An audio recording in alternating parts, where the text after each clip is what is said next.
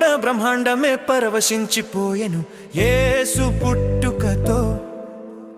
చిన్న పెద్ద ప్రతి ముఖం మురిసిపోయెను క్రీస్తు రాకతో